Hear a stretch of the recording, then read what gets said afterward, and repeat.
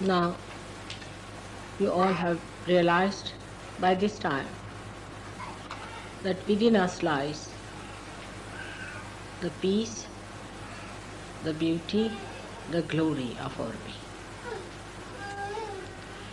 There's an ocean of all that. We cannot seek it outside. We have to go within, what they call in the meditative state. You seek it. You enjoy it.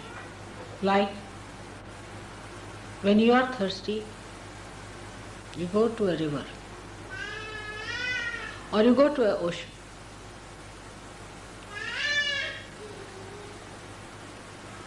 And try to quench your thirst. But even the ocean cannot give you sweet water. So,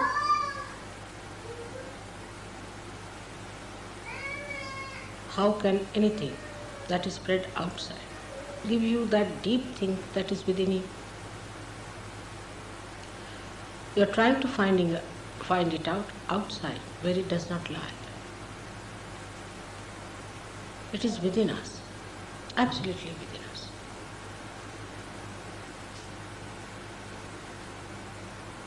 It is so simple because it is your own. It is within your reach, just there. Whatever you have been doing, going out to find the joy, the so-called joy, the so-called happiness, the so-called glory of worldly powers and worldly possessions.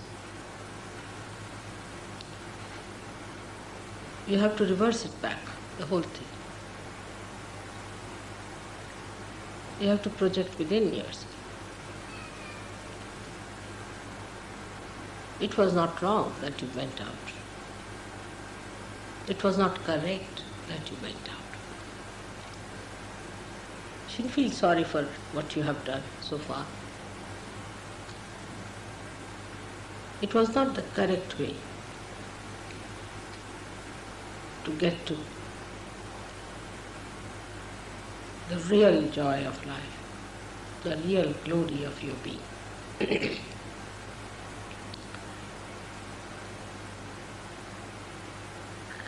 It has worked in so many people that you have entered into that subtler understanding.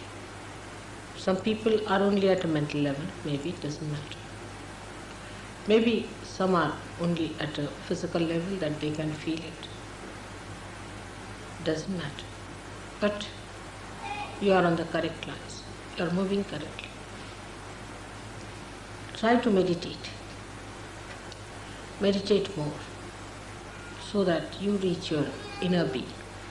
And this inner being is the vast ocean of bliss which exists in every one of us.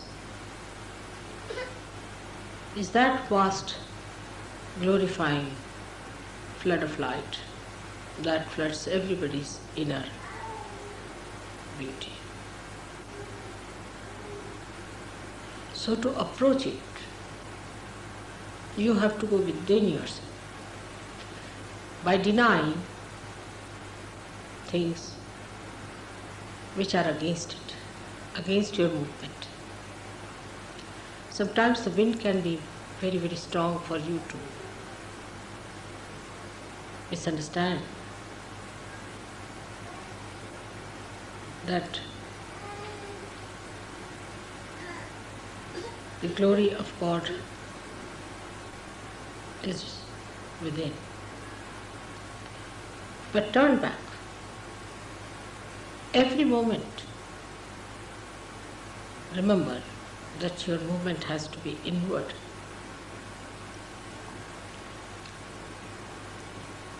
When you move inward, you forget the ideas of your outer glories. A person He was of a very base nature. Thinks that if he makes a lot of money, then he has a deep joy, but he has not. He is the most unhappy person if you go and see him. He is worried about small things of life. You must have heard that people who are very rich are kleptomaniacs. They are worried, they are very miserly.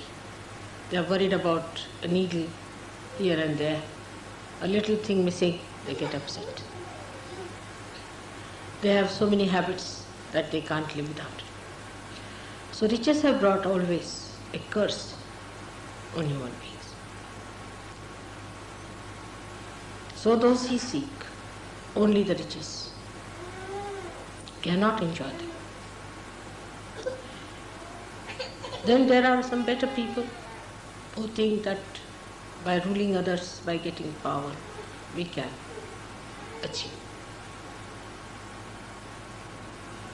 a very great position in life.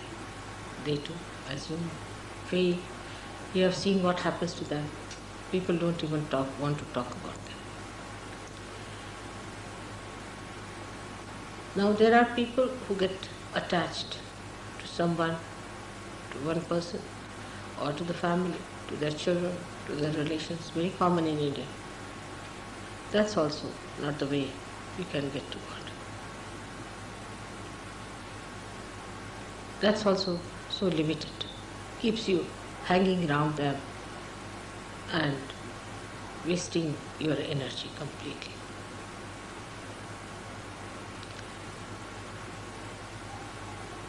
But if you enter into your being fully, then all these things have such meaning. Everything has a meaning there. In the sense, if you possess anything, and if you are that kind of a person who is supposed to be possessive, he never possesses, he's so detached.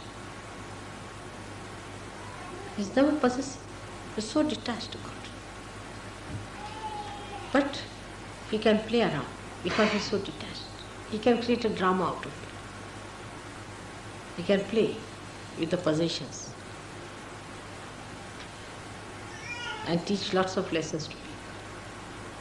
He's so detached, so generous. He enjoys his generosity.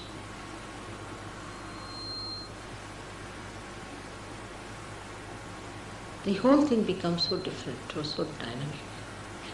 All the beauty that is created by human beings as possession is exposed before you.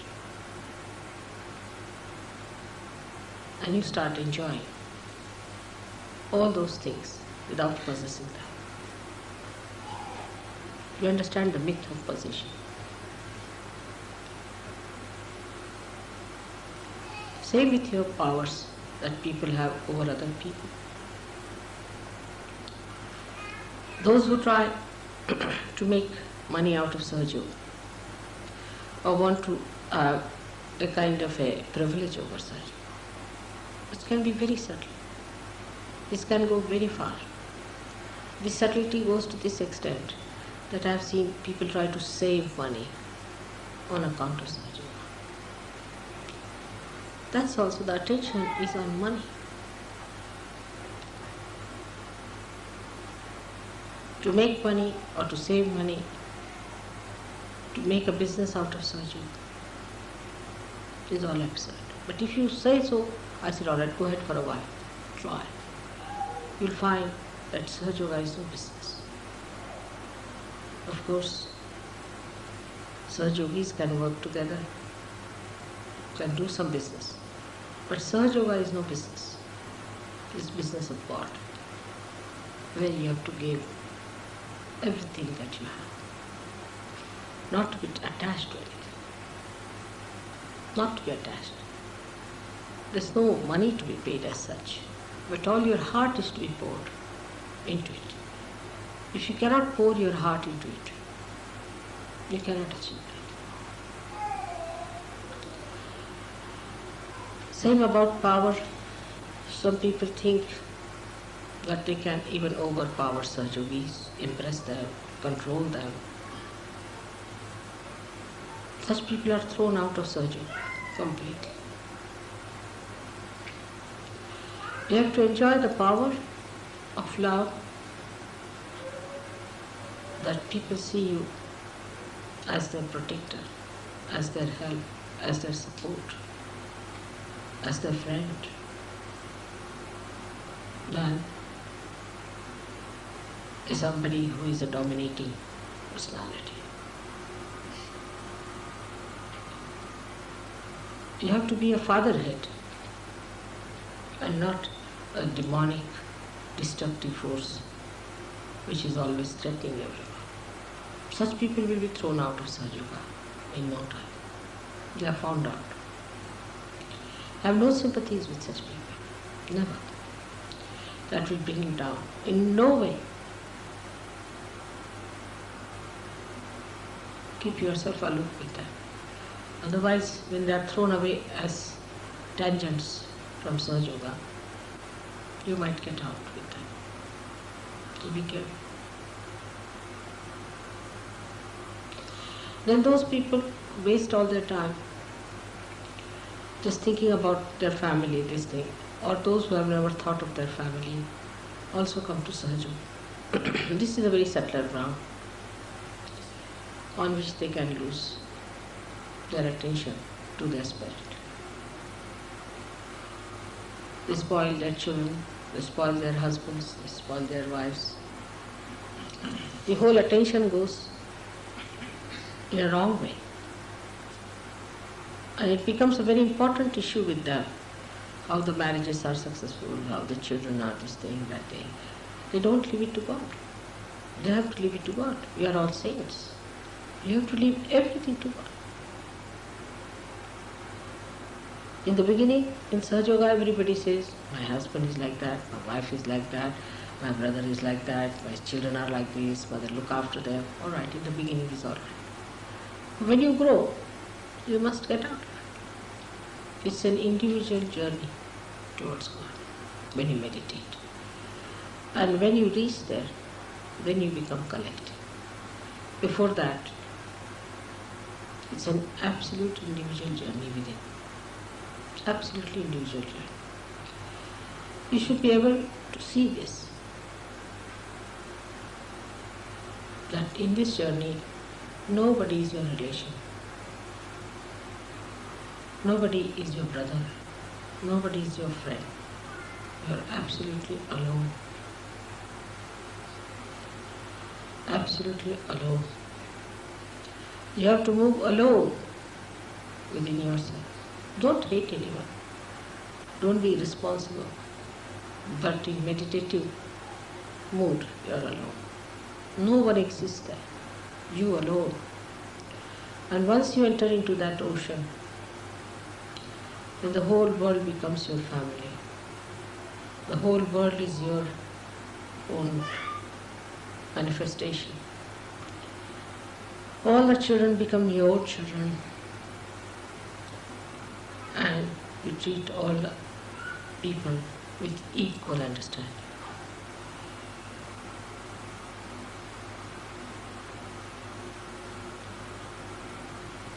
The whole expansion takes place when you enter inside your spirit and start seeing through the eyes of the spirit. With such calm, such peace, such bliss exists within you. You have to be ready for that journey.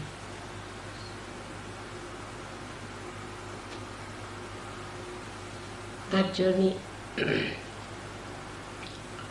is alone in your meditativeness. And the more you find something in your meditation, the more you want to go and distribute it to others. That has to be. If that is not coming to you, then it has not worked out. There's no purity. There's some sort of a bias. In that individual pursuit, whatever you find, you want to enjoy it with others. You want to give it to others. This is the sign of a person who has been really meditative. The one who is meditative and has not been able to distribute what he has found is cheating himself and cheating others as well. Because that joy that you receive in your meditation has to be distributed, has to be given, has to be shown. It should flow in your being as the light radiates from every illumined lamp. You don't have to take a vow to say that this is an enlightened light. In the same way, a saint should not be certified that he is a saint. The depth you achieve within yourself spreads all over. It is such an action as a reaction. The more deeper you become, the radiation is much more. A simple person, very ordinary person, uneducated person can be like that. We have, one gentleman called Varik in Bombay. He's an old man. He's so deep. He radiates. People depend on him. He radiates love. So meditative. You don't have to spend too much time on meditation. But whatever you spend time, whatever you gain, has to be visible outside. How you radiate and how you give it to others. That's the quality of the saints you have to be. Unless and until you become deeper, we cannot save other searchers. And we cannot save those who are not searchers. You have to rise higher and higher to pull the whole curtain up. Those who try to rise higher pull the whole thing upward, and they give a pull to everyone who ascend to it. So just try to keep your aim clear cut. You must understand what is your aim in life as Sanjogis. Now you are changed people. You are no more people who have to deal with possessions or worry about them, about mundane things, about your livelihoods. You are no more people who have to worry too much about your health and things or in your personal lives. You are not to worry also about your jobs so much. That's not important. And last of all, not to worry about your family, children, husband, wife, and find a pocket for you to hide into it. Because the only thing where you can really hide yourself is the love of God, where you can really get the great, restful, blissful feeling of His complete protection.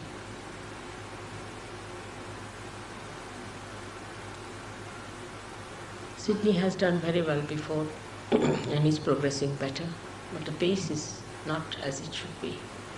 So we have to think of new ways and methods how we can spread this. But first you must assume your positions as you are. You must assume that you are all saints, that you have to do great work. Not the ego part of it, but the manifestation of it. Every one of you has to decide for oneself. I'm sure it's going to work out. And this time my visit is going to help you a lot by understanding what is the best to spread this light all over.